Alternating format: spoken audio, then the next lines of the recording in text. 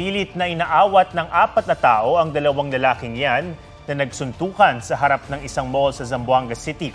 Sa gitna ng gulo, isa pang lalaki ang nanakot sa mga tao gamit ang bolo. Sinipa niya rin ang isang barikada at nanuntok ng gwardya. Maya-maya, binigay niya ang bolo sa kanyang kasama na siya namang sunod na nanakot.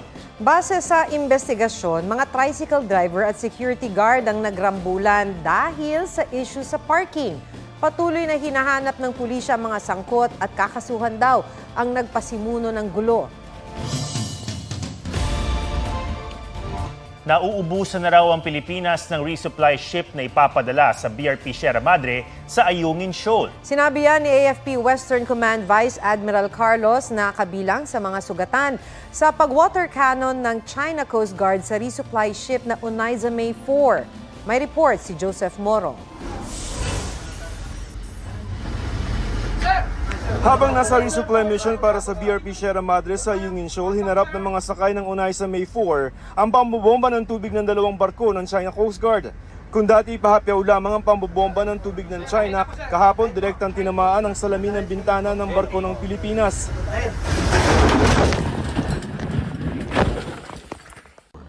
Nasugatan sa nabasag na salamin ng 4 na tauhan ng Onaiza May 4. Nasugatan din sa kamay si AFP Western Command Chief Vice Admiral Alberto Carlos na sakay mismo ng winotter cannon na barko. Sa drone shot ng PCG, kitang-kita ang pagtama ng tubig sa ating barko. You must off your course and leave immediately. 5201, this is 4407. We are attending a wounded personnel inflicted by your vessel. Para gamutin ang mga sugatan, nagpadala ang BRP Sindangan ng medical team na binantayan naman ng China Coast Guard. Bago yan,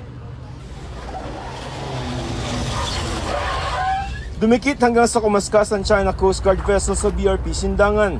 Kung hindi naging maagap yung ating Coast Guard sa paglalagay ng fender dito sa gilid ng BRP Sindangan, ay baka mas malala pa yung nangyari doon sa pagsalpok nitong China Coast Guard 21555 dito sa BRP Sindangan sa tangkang paghaharang ng mga resupply ships natin papunta sa Ayungin Shoal.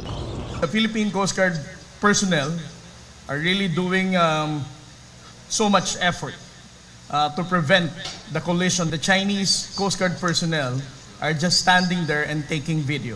Perhaps that it was deliberate on their part.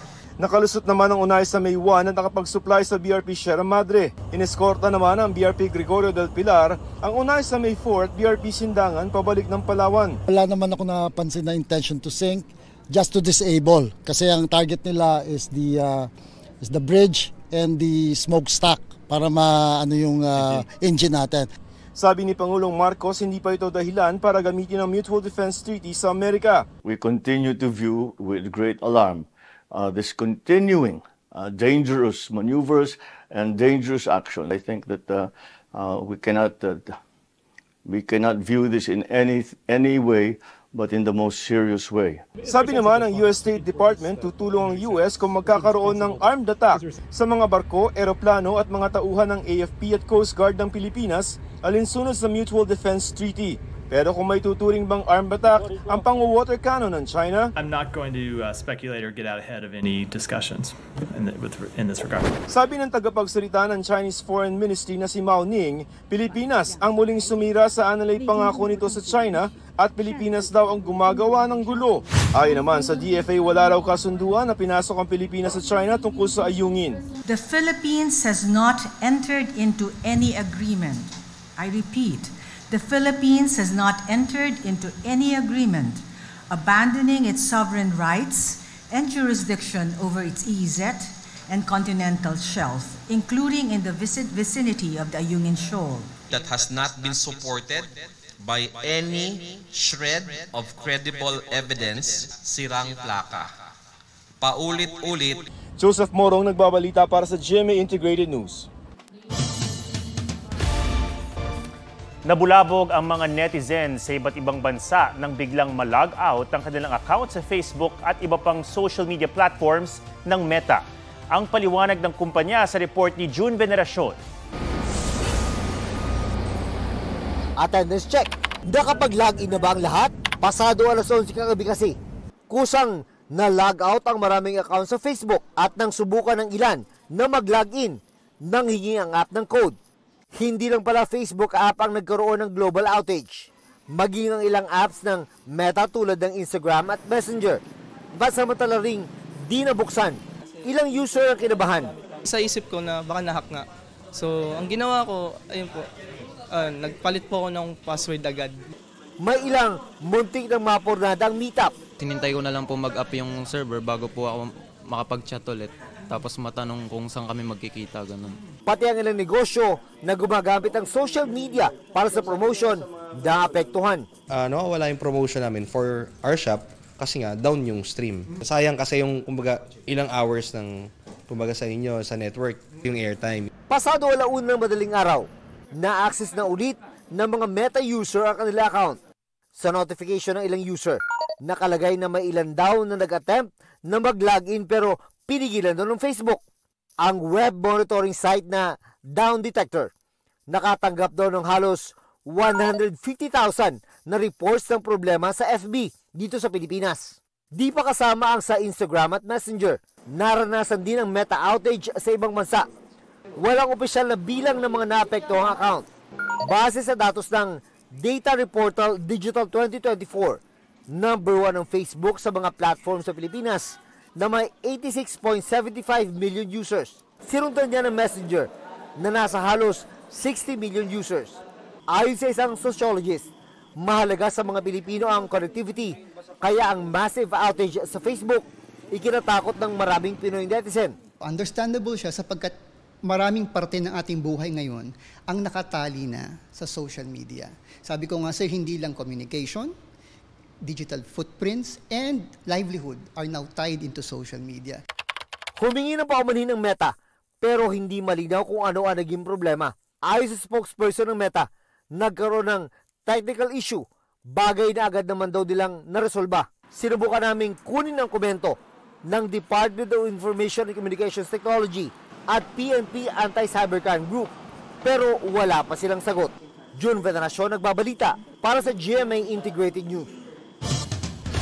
Gusto ni Senator Robin Padilla na pigilan si Senator Risa Ontiveros sa pagpapaaresto kay Pastor Apollo Kibuloy.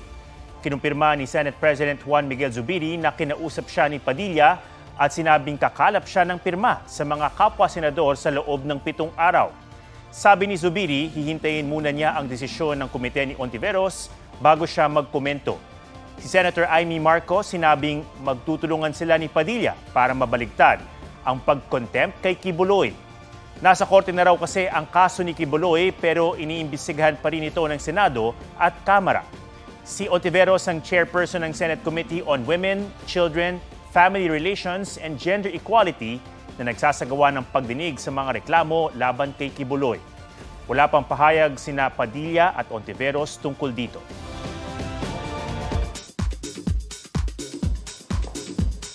Nadagdagan pa ang Kapuso stars and personalities na may bituin sa Eastwood City Walk of Fame.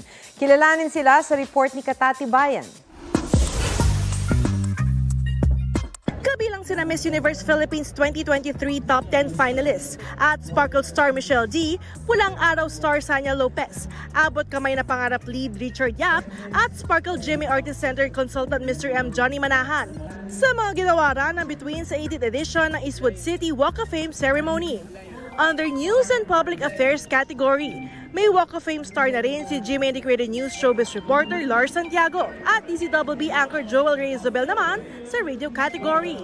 Pinarakalan din sa television category si GMA Network Chairman Attorney Felipe L. Gozon. Little did I know that someday magkakaroon ako ng Walk of Fame. Sapagkat hindi naman ako artista But I am very, very proud and privileged to have this Walk of Fame.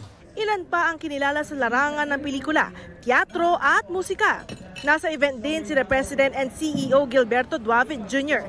at Senior Vice President Attorney Annette Gozon Valdez. Congratulations to everyone and sana maging inspiration kayo sa lahat ng tao sa industriya. 18 years ago nang itatag ni Kuya Germs o Herman Moreno ang Walk of Fame. Bukod sa induction ceremony, nag-alay rin ng mga bulaklak at nagtirik ng kandila para sa bituin ng yumaong multi-awarded actress na si Jacqueline Jose. Katati Bayan nagbabalita para sa GMA Integrated News. Kinilala ng Cannes Film Festival ang galing at husay ng pumanaw na veteran actress na si Jacqueline Jose. Sa Facebook, inalala ng prestigyosong French Film Festival si Jacqueline na naging Best Actress noong 2016 dahil sa kanyang papel sa indie film na Marosa. Si Jacqueline ang unang Pilipino at Southeast Asian artist na nag-uwi ng parangal. Sa burol ng aktres, ilan pang personalidad ang nagpunta para makiramay sa pamilya ni Jacqueline.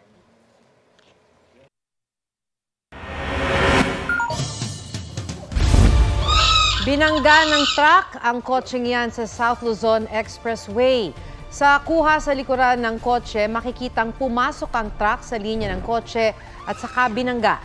Bagamat gumasgas sa barrier sa gilid ng SLEX, nakaligtas sa aksidente ang mga sakay ng kotse, kabilang ang 2 bata at kanilang ina. Tumakas ang truck pero natunton sa C5 3 araw matapos ang insidente.